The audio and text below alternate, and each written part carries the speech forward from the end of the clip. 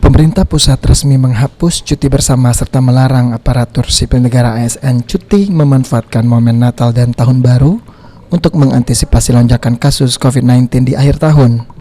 Aturan penghapusan cuti bersama tersebut tertuang dalam surat keputusan bersama 3 Menteri nomor 712 tahun 2021, nomor 1 tahun 2021, serta nomor 3 tahun 2021.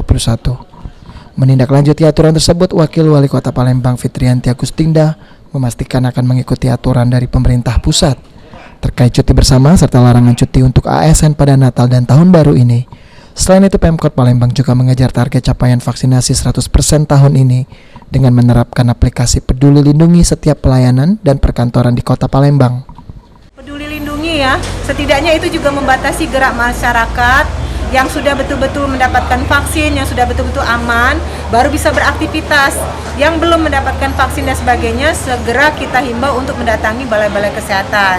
Nah, terkait masalah Natal dan juga Tahun Baru, kita akan minta petunjuk nanti. Ya, kita akan koordinasi dengan gugus tugas bagaimana pelaksanaannya. Akan tapi tentu kita berharap selama zona hijau belum juga di Kota Palembang dan level 1 juga belum, apalagi pelaksanaan vaksin belum sampai dengan 100%, kita berharap masyarakat menahan diri untuk aktivitas-aktivitas yang tidak perlu, terutama pada saat melaksanakan aktivitas tetap menekankan protokol kesehatan. Sementara itu, salah satu ASN Pemkot Palembang, Febri, mengatakan dirinya mendukung kebijakan tersebut untuk membantu pemerintah menekan angka penyebaran COVID-19 dan mengajak ASN khususnya di lingkungan pemerintah Kota Palembang untuk menunda cuti pada Natal dan Tahun Baru. Abidin Riwan, Topal TV.